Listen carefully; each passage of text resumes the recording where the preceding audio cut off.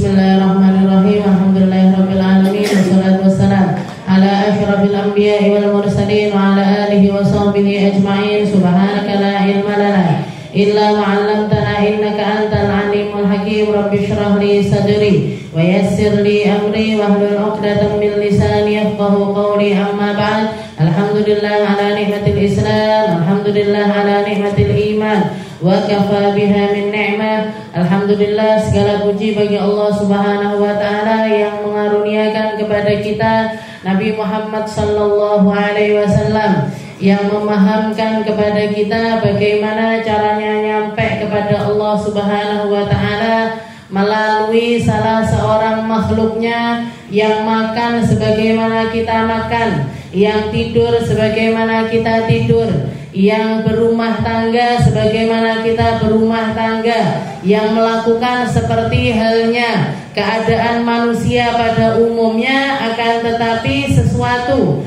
yang membuat beliau istimewa adalah adanya wahyu yang turun dari Allah Subhanahu wa taala untuk beliau ucapkan, untuk beliau praktekkan, untuk beliau perlihatkan kepada kita, agar semua hal yang menjadi rutinitas kita menjadi sesuatu yang menyampaikan kita kepada Allah. Makannya kita, kalau niatnya kita baik, niatnya kita nirukan Nabi, maka jadi ladang-ladang pahala bagi kita. Berpakaiannya kita, kalau nirukan pakaian-pakaiannya Nabi, ataupun niatnya Nabi di dalam berpakaian, juga akan mendatangkan pundi-pundi pahala.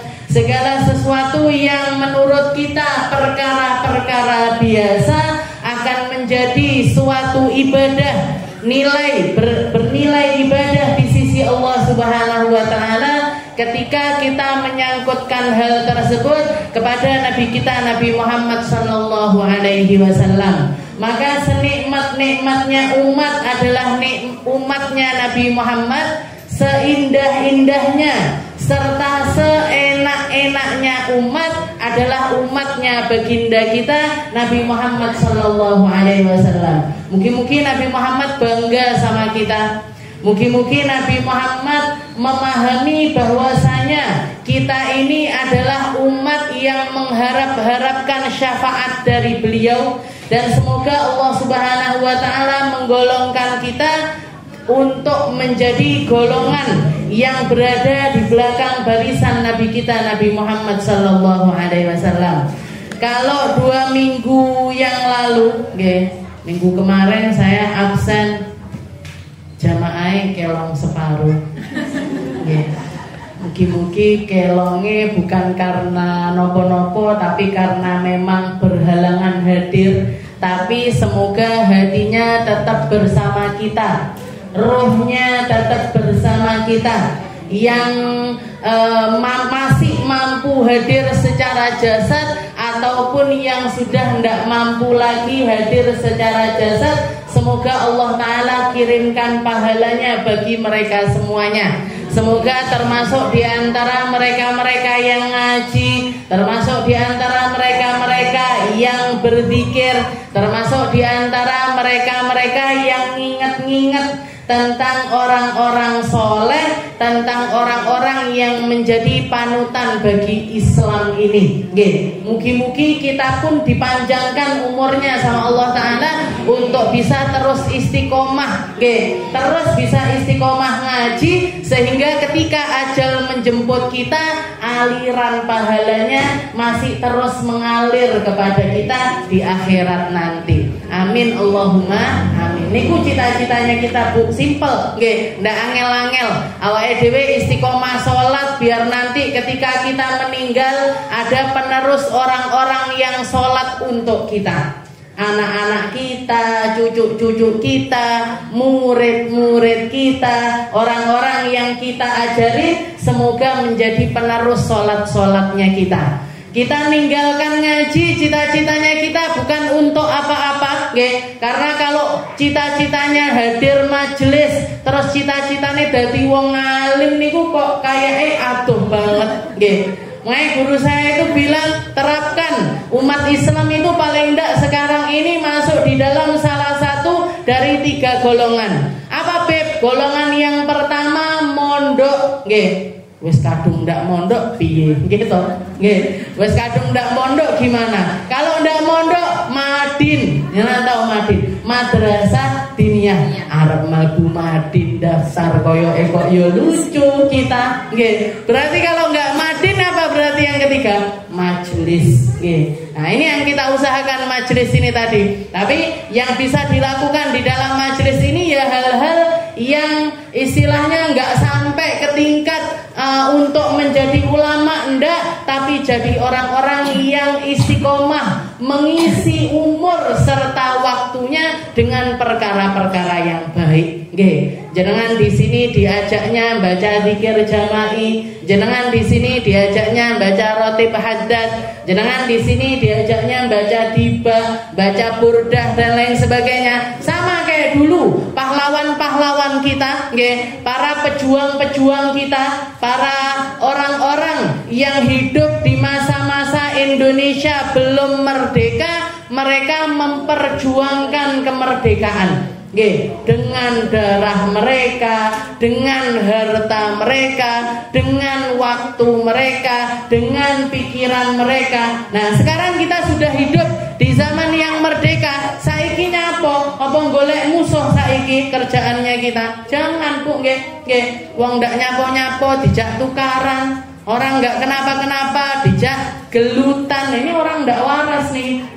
Jadi yang bisa kita lakukan sebagai bentuk syukurnya kita atas nikmatnya kemerdekaan yang Allah Subhanahu wa Ta'ala anugerahkan kepada kita lewat doa-doanya para wali, lewat perjuangannya para ulama, lewat darahnya para pejuang. Kita syukuri dengan cara kita merekatkan umat, mempersatukan umat, mengisi hari-hari kita, mengisi keadaan negeri kita ini dengan kebaikan-kebaikan.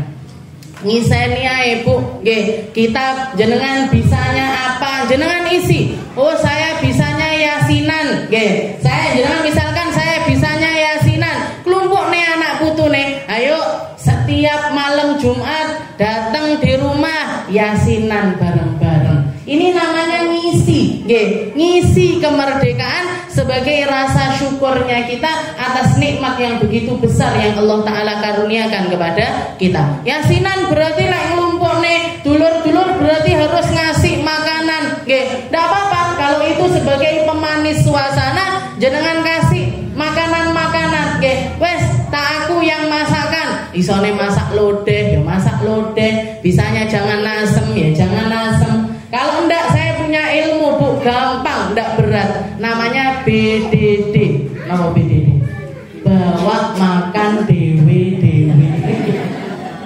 Niku saya terapkan di keluarga saya, nggih. Jadi keluarganya Umi itu namanya Bani Husin, keturunannya Husin. Jadi saya punya ibu namanya Mahmudah, Umi saya punya abah namanya Adnan. Nah, Adnan ini punya abah namanya Husin, nggih. Beliau Husin ini, nggih, kakek saya yang namanya Husin ini punya anak banyak, nggih. Jadi bikin kerukunan keluarga ini namanya Bani Husin, kumpul setiap bulan sekali, nggih, keliling dari satu rumah ke rumahnya cucu-cucunya dari Husin ini tadi, khataman Quran, nggih. Jadi duduk itu langsung dibagikan juz satu-satu, nggih, baca satu juz.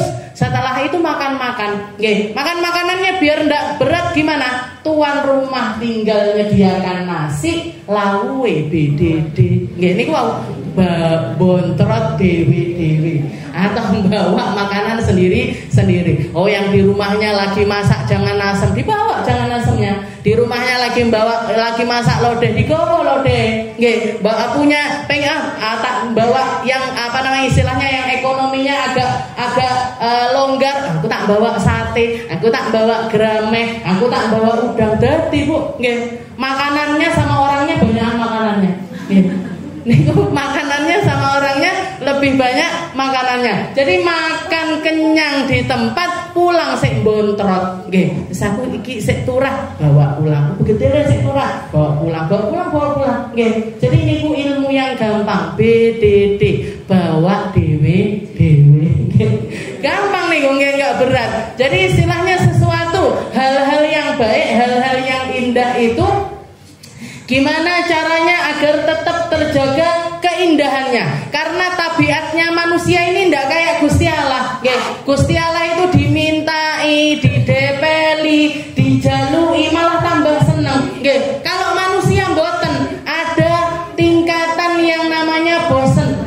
Wong iki kok panggah njaluk traktiran ae. Iki kok panggah senengane gratisan ae. Ada manusia itu punya rasa-rasa yang semacam itu. Makanya untuk kekeluargaan, di dalam keluarga ini biar tidak ada rasa-rasa yang semacam itu, biar tetap bisa berbaur. Biar tetap bisa berbaur. Fungsinya rutinan keluarga itu buat apa? Biar kenal, oh iki lo sepupumu, ini sepupumu, ini paklekmu, ini bulekmu, ini mindoanmu, ini kita satu kakek, ini kita satu paman, ini kita biar kenal, biar dekat. Habis ini sebagai bentuk apa? Kenapa kok dibikin rutinan-rutinan yang semacam itu? Bentuk mengisi kemerdekaan kita ini dengan hal-hal yang positif. Jadi dijak sing apik-apik, diajak untuk melakukan perkara-perkara yang baik. Hataman ndak iso ngajine sak keluarga kabeh blekak-blekuk misalkan. Ya wis yasinan ae. Yasinan nggih mboten saged misalkan. Ya sholawat nariyahan lah nggih. Lek ndak iso sholawat nariyah, sholawat Ibrahimiyah. Allahumma shalli ala sayyidina Muhammad wa ala ali sayyidina Muhammad kama shallaita ala sayyidina Ibrahim wa ala ali sayyidina. Peng pinten Kak? Peng 500 nggih.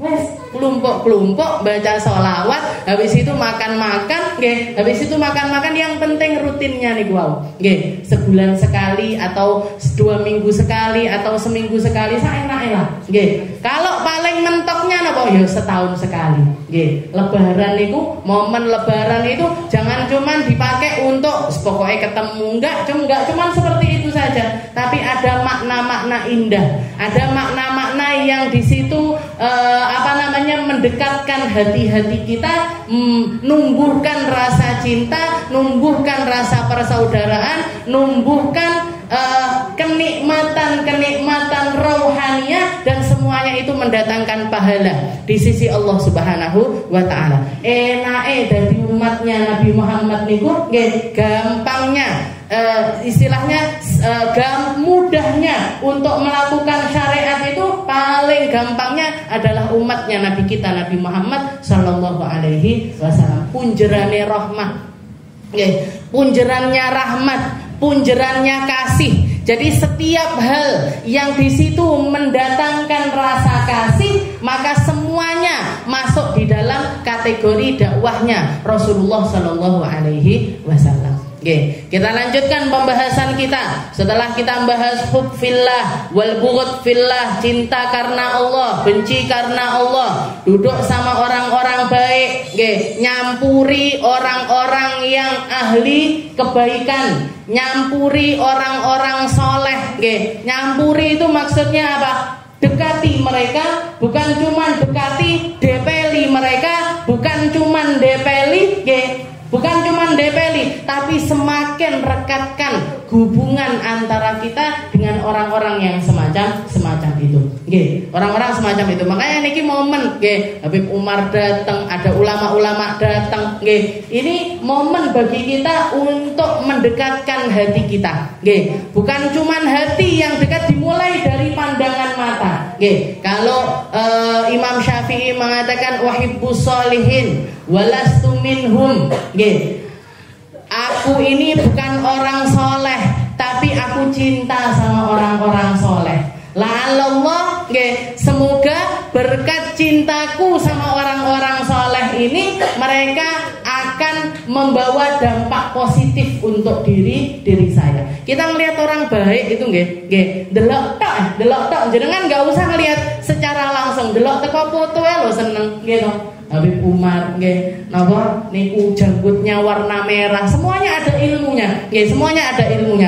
Janggut niku sunnahnya Rasulullah, dibikin warnanya merah biar apa? Biar tidak kelihatan kalau beruban. Orang kalau melihat juga senang, dirapikan sama beliau. Kalau beliau melihat, istilahnya kalau kita suka melihat orang rapi-rapi, istilahnya seperti yang dilakukan sama Nabi Muhammad. Beliau sisiran rambutnya dibasahin, setelah itu beliau sisiran rapi, Ditanya sama para sahabat, kenapa kok seperti itu ya Rasul? Katanya Rasulullah, saya suka kalau melihat istri-istri saya itu rapi, cantik, dandan untuk saya. Maka saya pun juga senang untuk istilahnya sebagaimana saya senang mereka ngelihat mereka dandan cantik seperti itu, saya juga pengen mereka melihat saya itu dalam keadaan rapi dan juga indah. Nggih, semuanya delok tok seneng. Nggih, apalagi bisa ngelihat langsung. Nggih.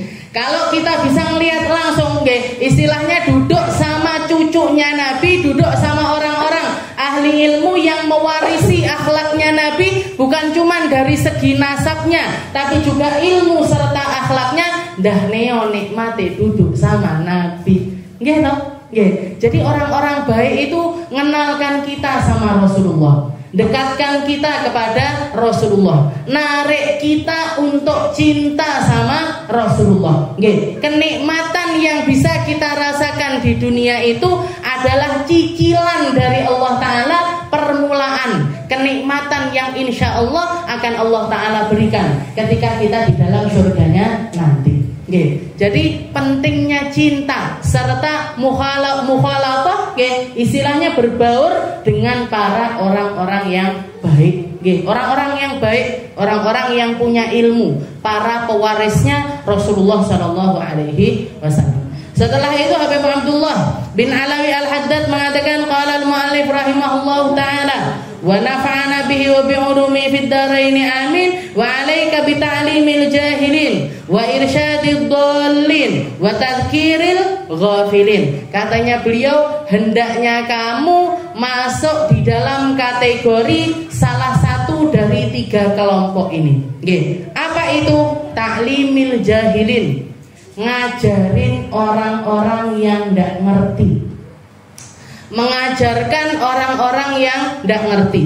Ngajar, nggih, mengajarkan orang-orang yang tidak ngerti ini tidak harus istilahnya buka kitab, ayo adewe ngaji Quran, apa kita ngaji hadis. Nah, itu kapasitasnya lain lagi, nggih. Tapi termasuk ta'limil jahilin, ngasih tahu orang-orang yang tidak ngerti ini, mereka-mereka yang belum kenal majelis, kenalkan majelis.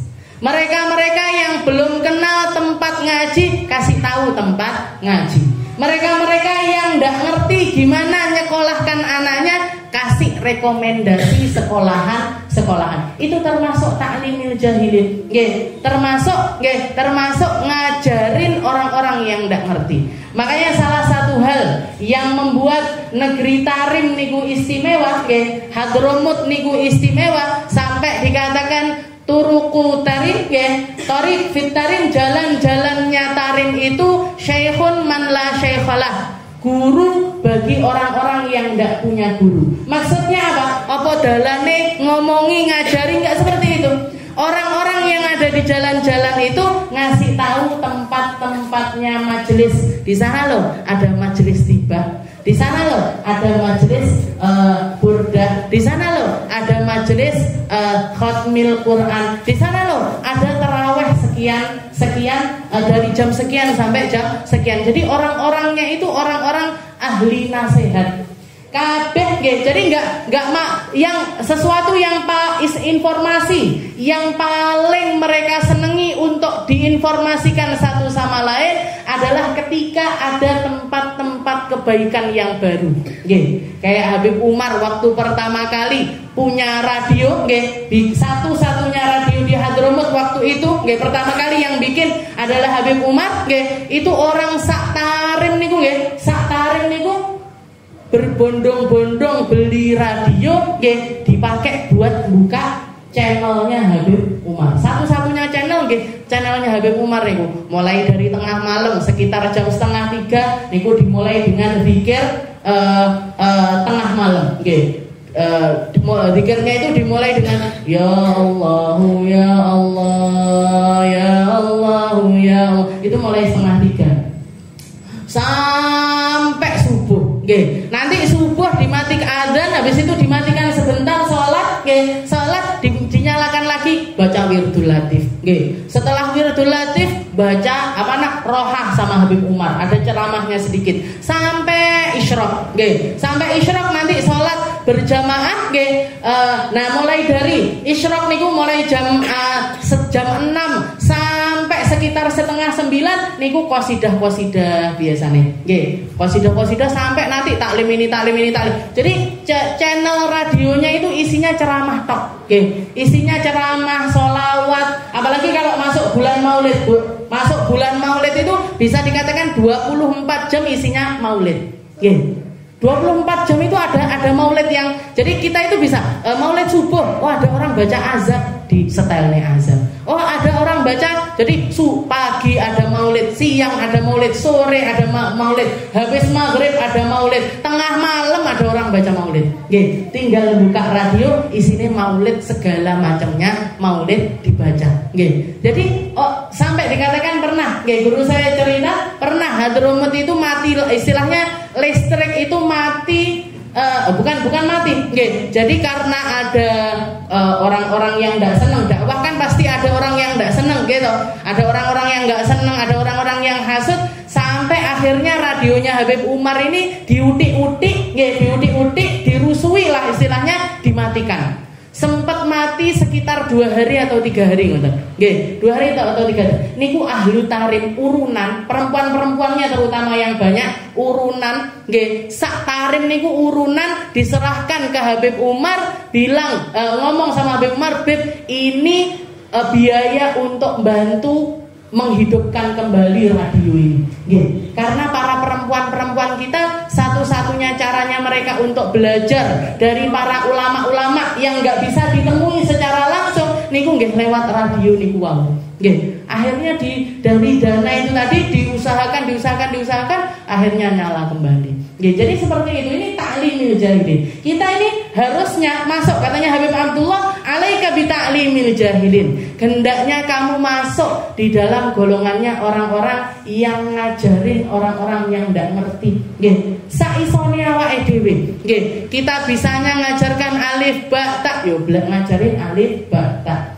Kita bisanya urun dana, yuk kita urun dana. Kalau kita bisa ngumpulkan masa, yuk kita kumpulkan masa. Pokoknya masukkan diri di dalam golongannya mereka-mereka yang berjihad tentang ilmu. Bita'limil jahilin wa irsyadid dhalin, atau ngasih petunjuk bagi mereka-mereka yang tersesat.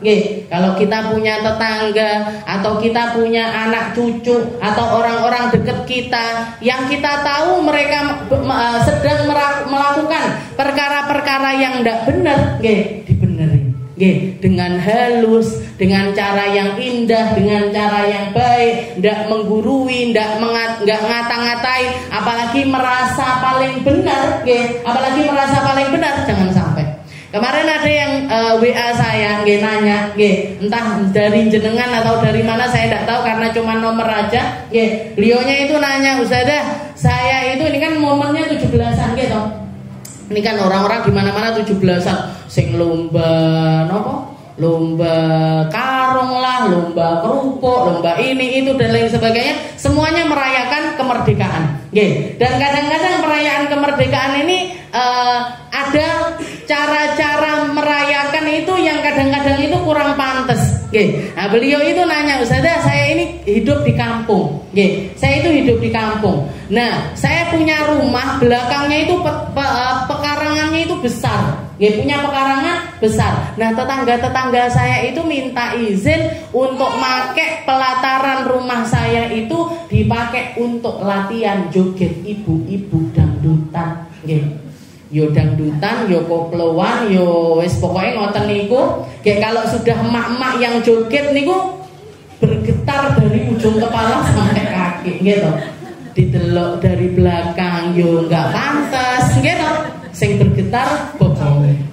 Dilihat dari depan tambah nemenah, gitu. Pokoknya istilahnya seperti itu. Jadi rumah saya ini, pekarangan rumah saya ini mau dipinjam, dipakai buat emak-emak joget-joget. Pripun saya nanti apa ikut kena dosanya? Apa ngeten-ngeten? Curhat sama saya seperti itu. Saya bilang, "Bu, pinjemkan aja. Nanti saya dosa Ustazah," ngeten loh. Ya, istilahnya mungkin dari segi kesaklekan, orang kalau saklek mungkin mikirnya seperti itu. Tapi Bu, saya belajar fikih niku lama. Saya belajar fikih, saya belajar usul fikih. Di dalam kaidah-kaidah fikih itu ada perkataan, istilahnya ada undang-undang, ada undang-undang di dalam aturan agama itu. Kalau misalkan daf'ul mafasid, jadi mencegah perkara yang buruk itu lebih diutamakan ketimbang kita melakukan satu kebaikan. Jadi istilahnya apa? Mencegah sesuatu yang buruk itu lebih diutamakan ketimbang kita melakukan suatu perkara yang mendatangkan pahala. Kayak contoh misalkan, jenengan berangkat mau ngaji. Jenengan berangkat mau ngaji. Pas mau keluar dari pintu rumah, bojone jenengan sesek. Terus jenengan bilang, "Sik Pak, seseknya ditunda dulu. Saya tak ngaji dulu." Jenengan panggah budal ngaji, napa nggawa bojone teng rumah sakit? Mana yang didulukan? Bawa bojone ke rumah sakit lah Bu. Bawa suaminya jenengan ke rumah sakit. Ini perkara benar bawa pahala. Tapi nyegah sesuatu yang akan berdampak buruk itu lebih diutamakan. Yang seperti itu lebih diutamakan ketimbang kita melakukan sesuatu hal yang mendatangkan pahala. Ya, ibu ini sama posisinya. Kalau beliau mengatakan, "Ndak, omahku ora oleh tinggi joget-jogetan. Omahku ndak boleh dipakai untuk dangdutan dan lain sebagainya." Niku jenengan bakalan dicelatu wong sak kampung. Nggih napa mboten? Sing nyelatu bahkan bukan cuman tetangga, Pak RT ne, Pak Camate, Pak Lurai, jenengan diceng mesti. Nggih, diceng. Oh, iki sing anti Pancasilawis napa? Nggih, anti NKRI, anti ini itu, pokoknya pakai bahasa macam-macam yang sekarang jadi bahasanya mereka, jenengan dicap seperti itu. Nggih, wes biarin aja. Istilahnya yang penting jenengan nggak melong joget, yang penting jenengan nggak ikut hura-hura di situ, jenengan pinjamkan barangkali, barangkali nanti salah satu dari mereka atau dua dari mereka atau tiga dari mereka jadi jatuh cinta, istilahnya seneng sama jenengan karena akhlaknya. Kalau perlu bahkan jenengan cepak nih ngombe, jenengan cepak nih gorengan, jenengan cepak nih makanan. Untuk apa? Untuk narik perhatiannya mereka dulu. Habib Umar itu punya prinsip, sebelum kita dakwah ma'rufan, di dalam perkara nyuruh orang melakukan kebaikan begini dan lain sebagainya, atau apalagi memaksa orang untuk meninggalkan kemaksiatan, satu hal yang selalu menjadi prioritasnya beliau yaitu alufan. Jadi orang yang dicintai dulu. Orang ini biarkan orang senang dulu sama kamu, baru nanti kalau orang sudah senang, arep jenengan kei kebaikan, arep dinasehati, gampang.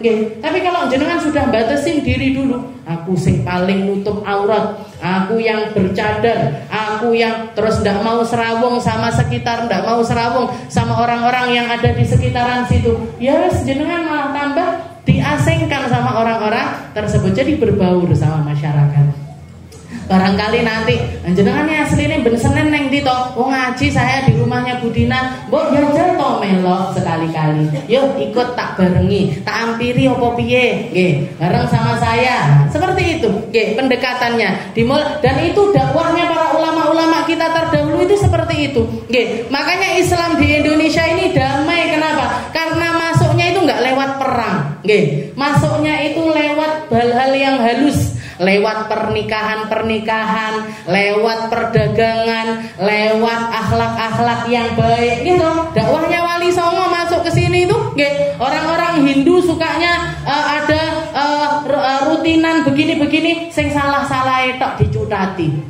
Yang salah-salahnya yang enggak bener, yang syirik-syiriknya dihilangi, tapi dimasuki tahlil, dimasuki yasin, dimasuki perkara-perkara agama. Akhirnya apa? Akhirnya damai, adem. Masuknya niku adem. Lah yang adem ini tadi kita sekarang yang tugasnya jaga biar tetap adem.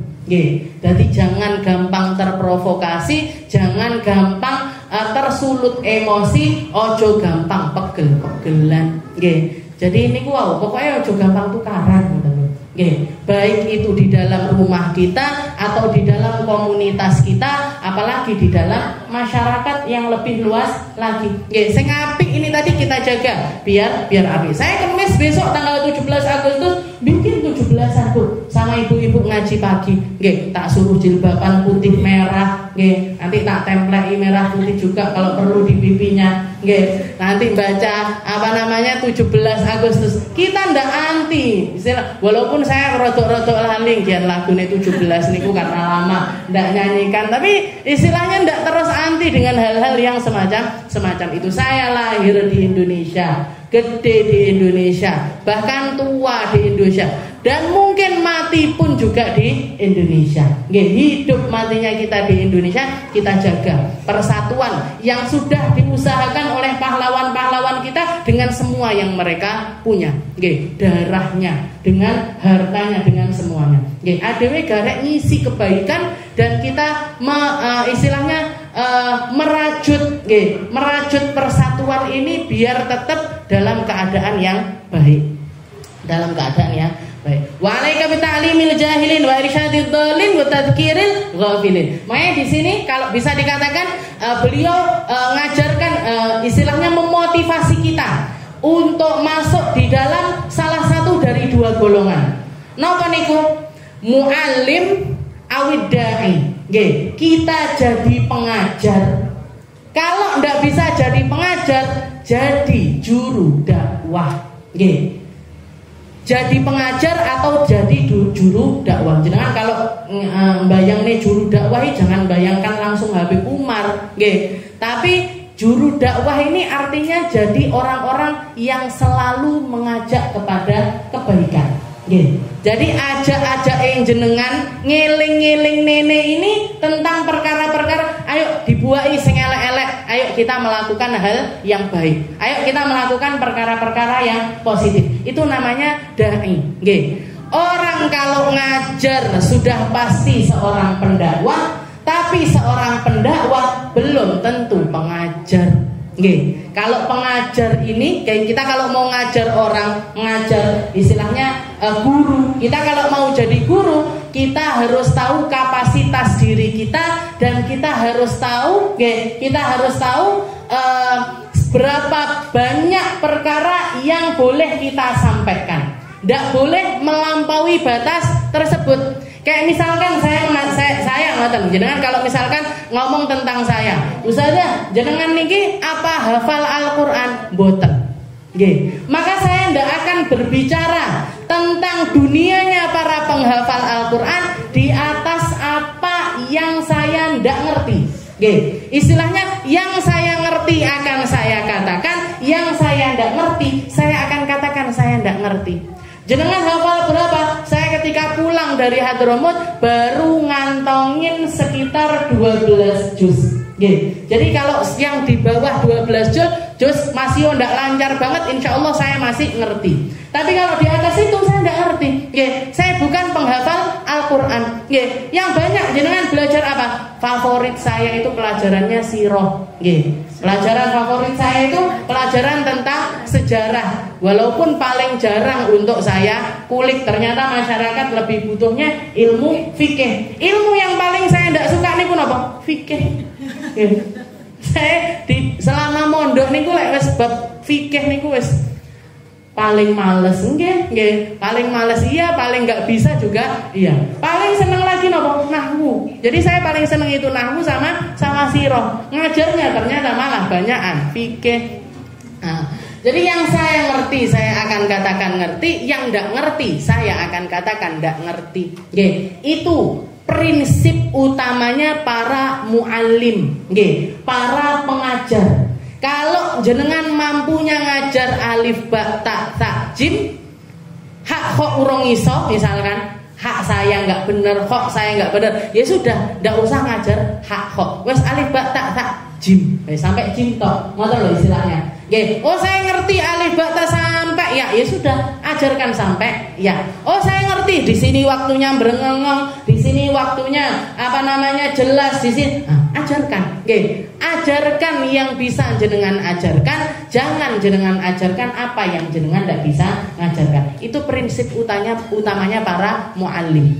Dan Nabi Muhammad SAW mengatakan innama bu'ithtu mualliman. Saya itu diutus sama Allah Ta'ala sebagai seorang pengajar, sebagai seorang guru. Makanya para ulama itu mengatakan guru itu, kalau kita bisa bayangkan, orang di atas muka bumi, orang di dunia ini kan kerjaannya macam-macam, gitu. Ada yang pedagang, ada yang PNS, ada yang guru, ada yang ini, macam-macam, arsitek, pilot, macam-macam. Ini dari sekian banyak profesi ini tadi, yang paling afdol itu adalah profesinya seorang guru. Kenapa kok seorang guru yang paling afdol? Karena kalau diibaratkan, kalau semua profesi itu adalah batu bata, guru itu yang bagian noto.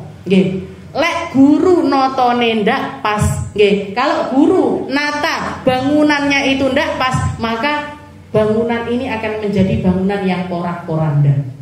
Tapi kalau guru ini naruh semuanya itu di tempat yang pas, ditaruh cara ngajarnya benar, ditaruhnya di tempat-tempat yang benar, semuanya dihargai, maka ini sama aja kayak nata negeri ini dengan tatanan yang baik. Maka negeri ini akan jadi negeri yang baik kalau guru-gurunya adalah guru-guru yang baik. Gurunya guru. Nah, ini profesi guru ini profesinya Rasulullah Sallallahu Alaihi Wasallam. Makanya Nabi Muhammad itu di dalam mengajar itu beliau tahu persis, oh muridku iki ngene, wayahe ngene. Oh muridku yang begini tak ajarin ini. Muridku yang ini punya kelebihan ini tak ajarin yang seperti ini. Kayak misalkan Rasulullah punya seorang penerjemah bahasa, namanya adalah Zaid bin Thabit. Sayyidina Zaid bin Thabit ini beliau punya keunggulan di dalam menyerap bahasa asing. Maka sama Rasulullah, ayo kamu belajar bahasa Suryani, belajar bahasa Suryani. Sekian bulan bisa datang ke Rasulullah, bagian menerjemahkan semua hal yang kaitannya dengan agama. Jadi setiap ada ayat turun diterjemahkan sama beliau, dikirimkan sama orang-orang Islam di negeri Suryani. Tapi bisa belajar bahasa ini, disuruh sama Rasulullah belajar bahasa Ibrani, belajar lagi. Cepat memang. Karena apa? Karena orangnya memang punya bakat semacam itu. Anak-anak kita itu kan macam-macam bakatnya. Ada yang pintar gambar, ada yang pintar nulis, ada yang pintar puisi, ada yang pintar ngomong, ada yang pintar. Nah, tinggal kita, orang tua serta guru-guru ini yang mampu nilai dari sekian banyak potensinya anak-anak kita ini, jangan malah digembosi, tapi malah didukung. Oh anak saya suaranya bagus, dilesne vokal.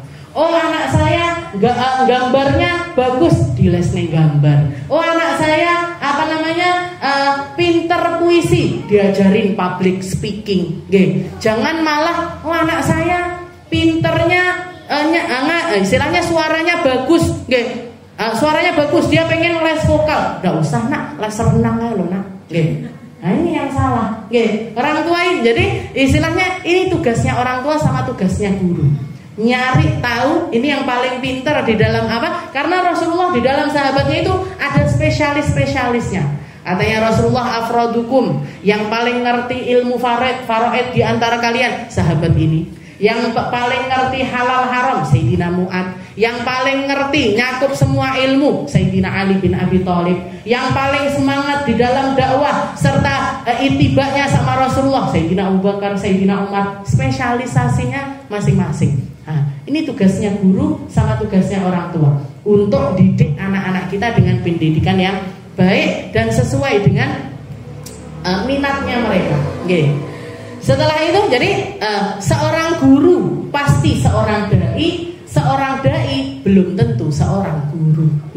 Jadi dai itu belum tentu guru. Makanya jenengan kalau minta fatwa, minta istilahnya minta napa fatwa niku. Jadi minta solusi. Jenengan lihat dulu. Saya ini yang mau saya tanyakan ini bab apa? Jenengan nanya misalkan bab haid istihadah atau bab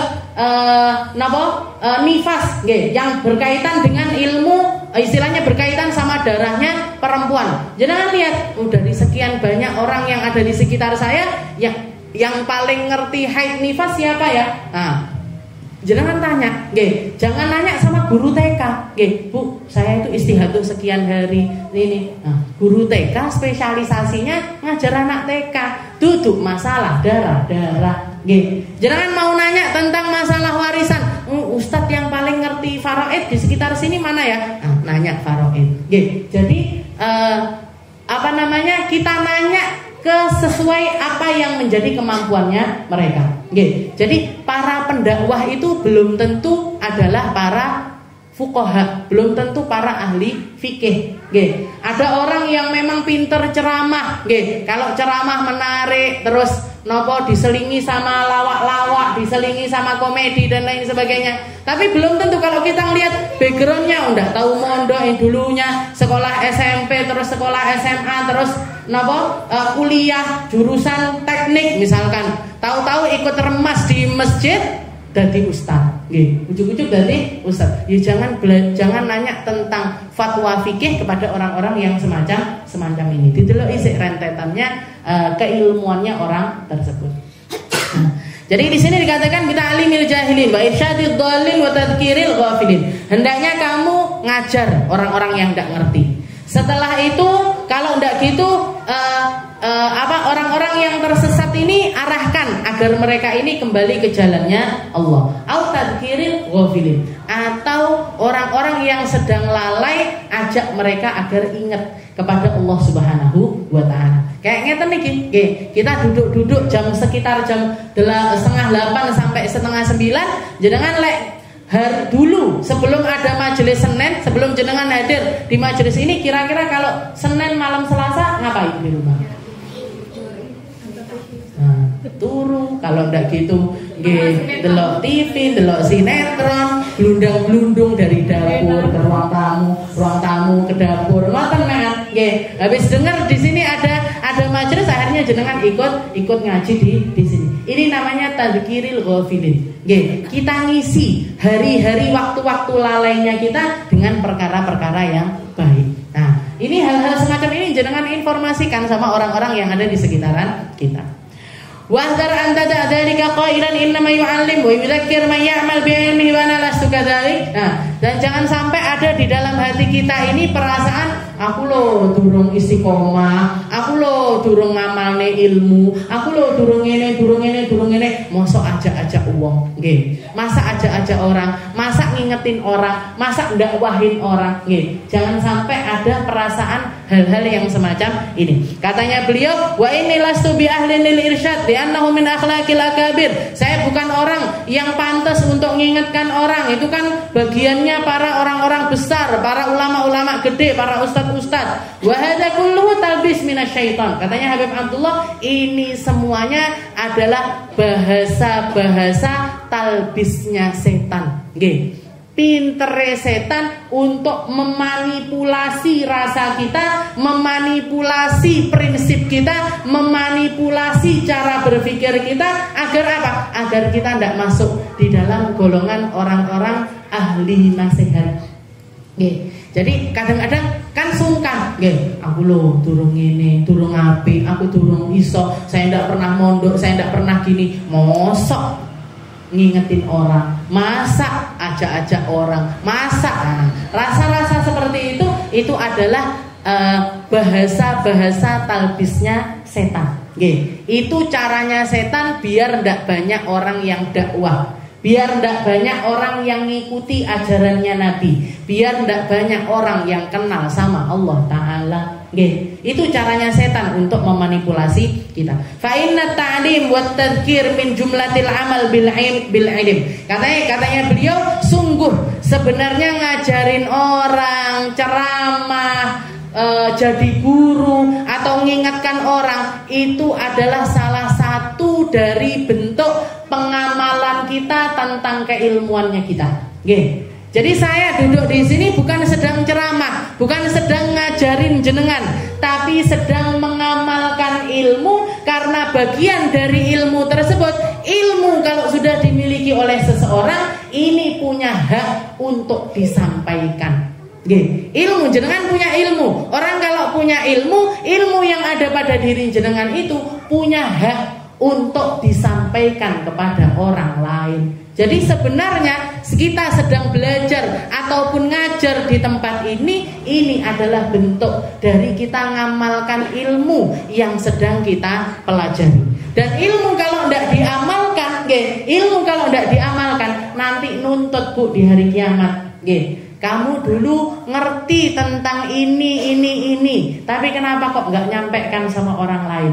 Kamu dulu ngerti ilmunya ini, tapi kenapa kok nggak diamalkan? Kenapa kok nggak dimanfaatkan? Kenapa kok nggak diajarkan kepada orang lain? Jadi ilmu ketika sampai kepada kita, dia punya hak untuk disampaikan kepada orang lain. Dan sekarang caranya jenengan dakwah tidak harus dengan ngomong, bikin status, tadi ada qala Rasulullah, atau saya dapat ilmu ternyata Rasulullah pernah begini, jenengan tulis di status WhatsApp, pakai WhatsApp semua nama boten. Di status WhatsApp atau Instagram atau Facebook atau TikTok atau apapun yang jenengan punya, niatnya bukan untuk ngajarin orang, ya itu salah satu hal, bentuknya seperti ngajarkan orang, tapi alasan utama kita untuk melakukan itu adalah mengamalkan dengan ilmu yang kita dapat tersebut. Kenapa? Karena ilmu punya hak untuk disampaikan. Ilmu itu punya hak untuk disampaikan. Min jumlatil amal bin'im wal akabir masaru akabir illa bifadlillah wal amal bi ta'atih. Dan sesungguhnya orang dakwah, orang ngajar niku, orang dakwah, orang ngajar, orang ngingetin orang, poinnya atau goalnya, napa goalnya niku nggih. Jadi tujuan utamanya bukan ngerubah orang, bukan. Tujuan itu tidak penting di sisi Allah Ta'ala niku mboten penting. Jadi jenengan ngajak orang, mau dia terajak ataupun tidak penting. Jenengan ngingetkan orang, mau diterima atau enggak, itu juga tidak penting.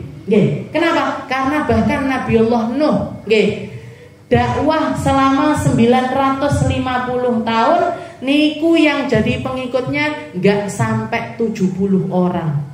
Jangan bayangkan dakwah 950 tahun dakwahnya. Saya ngaji di Al-Wasilah niki belum genep 10 tahun. Tapi kadang-kadang yang datang bisa sampai 80 orang. Ngalah-ngalahin Nabi Nuh berarti gitu. Nggak sampai 10 tahun loh Bu. Belum sampai 10 tahun, belum genep 10 tahun kita duduk di sini. Tapi yang hadir kadang-kadang 90 orang, kadang-kadang 80 orang. Berarti ngalah-ngalahin Nabi Nuh. Apa berarti saya lebih afdal daripada Nabi Nuh? Nggak mungkin. Tetap Nabi Nuh ini jauh lebih tinggi derajatnya ketimbang siapapun juga. Berarti apa? Goalnya, istilahnya nilainya seseorang, kemuliaan seseorang di sisi Allah Subhanahu wa Ta'ala bukan terletak pada banyaknya jamaah, banyaknya orang yang dapat hidayah lewat beliau, atau banyaknya orang yang ikut serta di dalam hal-hal dakwahnya beliau, bukan. Tapi letaknya kepada keseriusan masing-masing orang. Nilainya manusia itu per individu, bukan per jamaah. Per individu, bukan per jamaah. Mulianya seseorang, tingginya kedudukannya seseorang. Makanya beliau di sini mengatakan wal akabir masaru akabir illa bifadlillah. Orang bisa jadi orang besar, bisa punya pengaruh besar, itu semata-mata karena karunia dari Allah Subhanahu wa Ta'ala. Allah Ta'ala yang milih.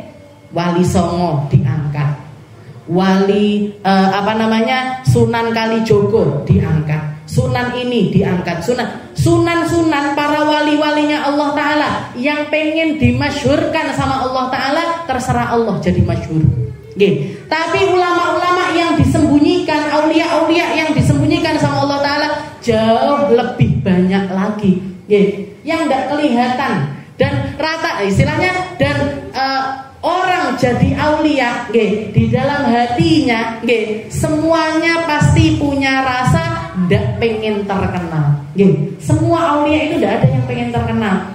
Tapi yang Allah Ta'ala yang menginginkan mereka untuk terkenal sehingga dikenal sama orang. Ini saya dulu pernah dapat kisah Syekh Abu Bakar bin Salim, salah satu ulama yang paling ini nanti Habib Umar datang. Salah satu hal yang jadi poin utamanya hadir haulnya Syekh Abu Bakar bin Salim yang ada di Jakarta. Syekh Abu Bakar bin Salim itu julukannya Fakhrul Wujud.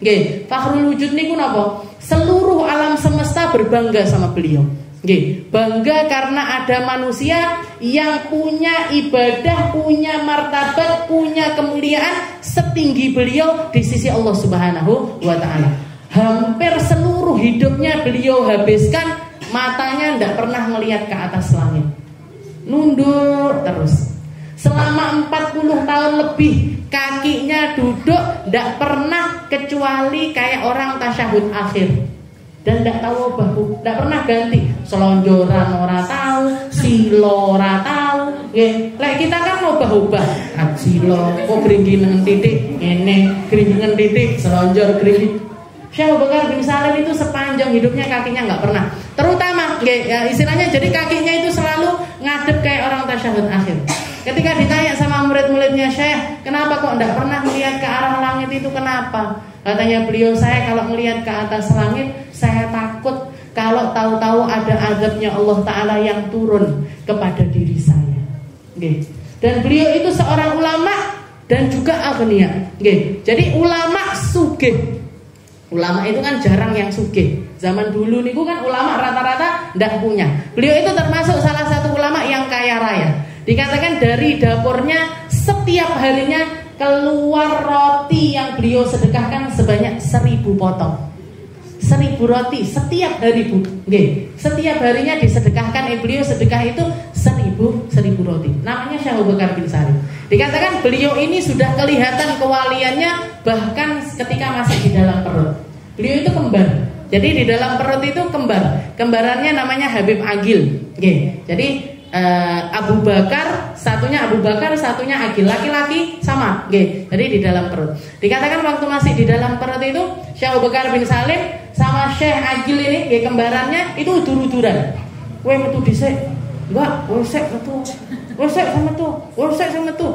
Udur-uduran di dalam perut itu.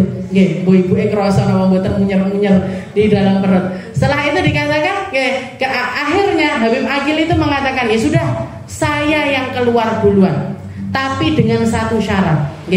Syaratnya apa? Antal masyhur wa anal mastur. Kamu yang jadi wali masyhur, saya yang jadi wali mastur. Kamu jadi wali yang terkenal, saya jadi wali yang ditutup sama Allah Ta'ala. Akhirnya lahir duluan. Habib Agil ini tadi lahir duluan, baru Syekh Abu Bakar bin Salim. Istilahnya digaungkan namanya sama Allah Ta'ala. Pengen beliau, mboten. Nggak pengen dan niku di perut udur-uduran. Kamu, saya yang tersembunyi, kamu yang masyhur. Akhirnya ya sudah, yang terkenal Syekh Abu Bakar bin Salim. Padahal Syekh Agil ini juga nggak kalah karo keramatnya dibandingkan Syekh Abu Bakar bin Salim. Dan semua aulia itu seperti itu, nggak pengen terkenal. Allah Ta'ala yang mengenalkan mereka.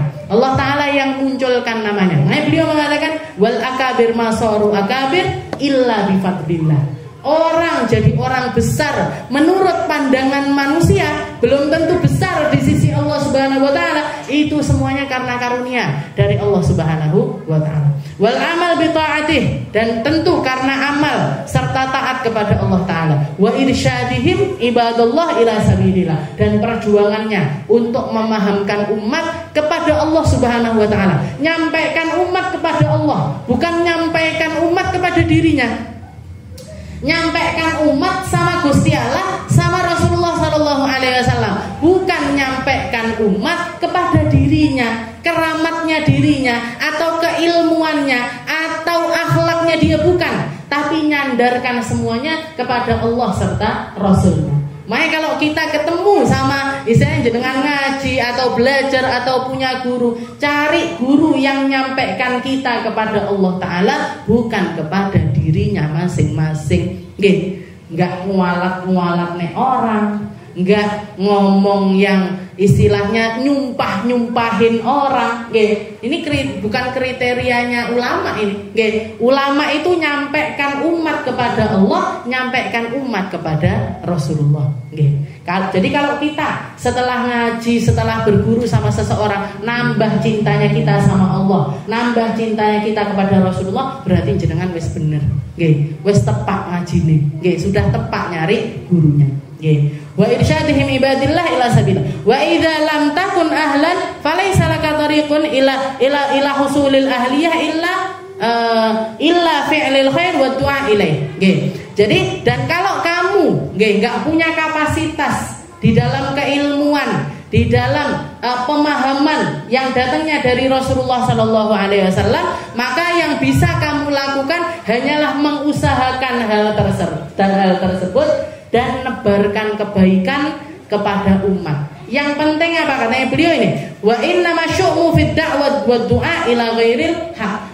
Yang jangan sampai ada pada diri kita itu adalah ngajak orang di dalam kelalaian, atau ngajak orang di dalam keburukan, atau ngajak orang di dalam perkara-perkara yang dimurkai oleh Allah Subhanahu wa taala. Jadi tingkatannya gitu.